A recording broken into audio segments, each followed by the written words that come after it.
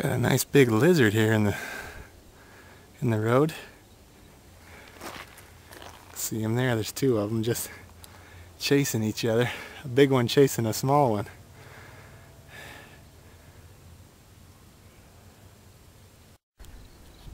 You know, sometimes I ask myself why I do this. These are actually the steepest mountains in the world from base to summit. The Wellsville Range. We'll see what happens. I may have a heart attack or an aneurysm, so hopefully my cell phone works up here. Oasis in the desert.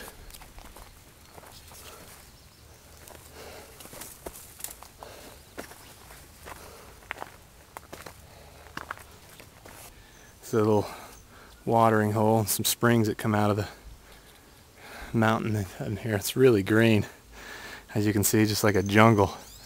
And it's amazing, you come out of this and it's nothing but dryness and an actual Great Basin desert.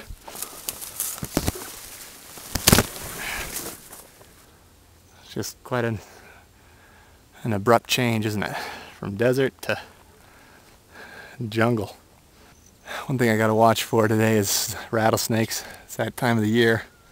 Find them or underneath a rock or behind a log or a bush. So I just gotta keep in mind that there are snakes about. You can see how steep everything is.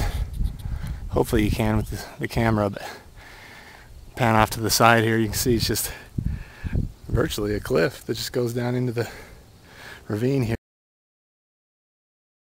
You can just see how steep the hillside is, how much altitude you gain, just a short distance.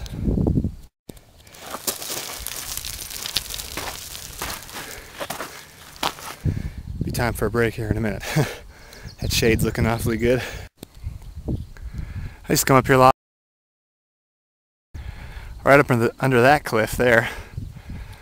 One day I was hiking down this same trail, well, if you want to call it a trail, this same ridge with a friend, and I saw a cougar step out of the shade up there and move into the ravine a little more, into a bunch of trees kind of like that. It was pretty exciting. I was probably only 11 or 12. Remember seeing that, and since then I haven't seen any cougars up here in this area, but I have seen them in the northern Wasatch more than once. So, well, there's where I've come up, and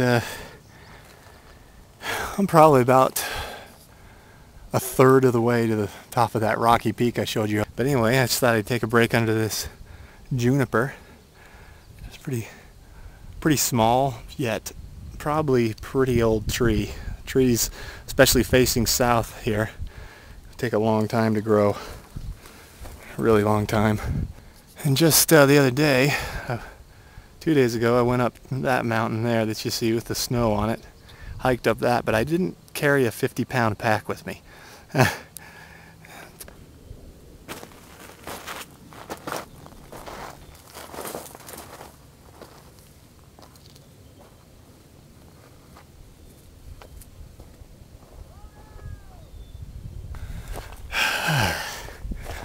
Well, I'm coming up on the bench line, as we call it. See how much altitude I've gained. I started down there. You see that road? There's the peak up there. I've only been hiking for about a half an hour. It feels like an hour because I'm breathing so hard. But you can see everything levels out. You can see it's steep talus and rocks up through here. Kind of levels out and then seemingly just drops off an edge.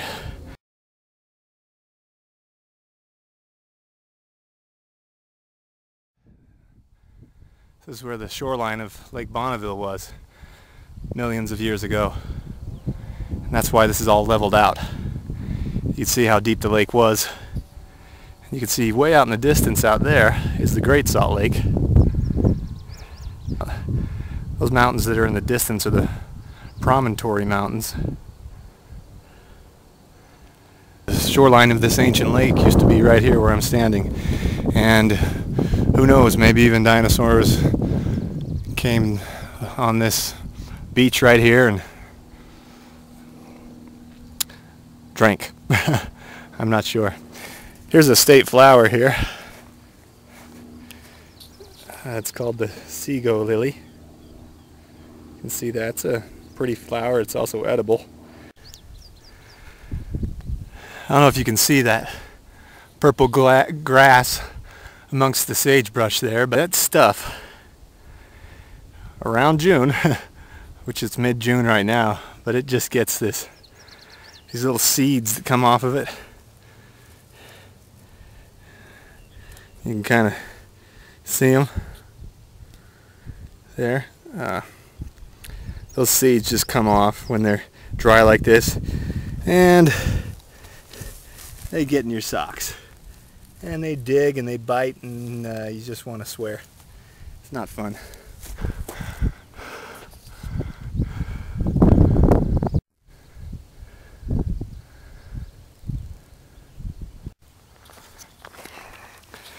Here's rest stop number 2.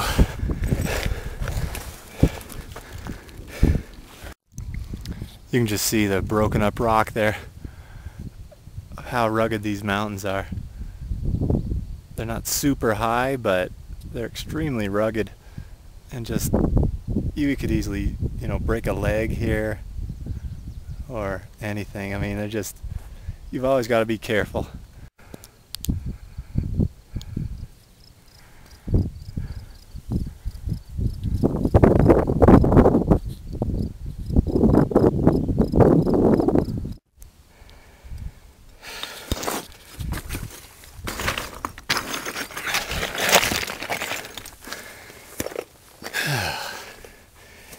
Gotta be careful on this talus.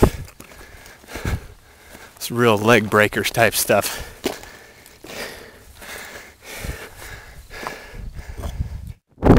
Getting closer. Might be able to make it up there within the next 20 minutes or so if I really push it hard, but this heavy pack's really making a difference. But I should be able to get up there. There's some gorgeous Indian paintbrush. I'm getting near the top pretty close now. I can tell by all the rocky outcroppings here. Oh, freak.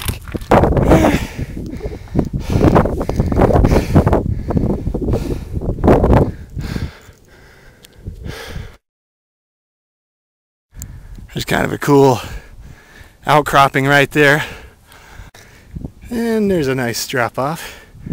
Gives you some idea of where I'm at here. Gotta head up through here. And I'll be on the top.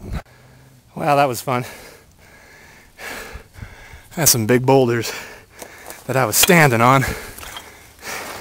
Move right over that cliff that you just saw. That was interesting. Got about 100 feet more to go. You can see right there, elk droppings. Those things come up here in the wintertime to feed off of those bushes here, mountain mahogany. Anyway, this is it.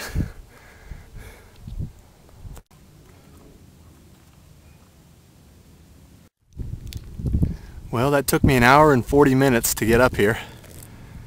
I don't know if it may be the fastest that I've ever done it, especially with a pack full of gear.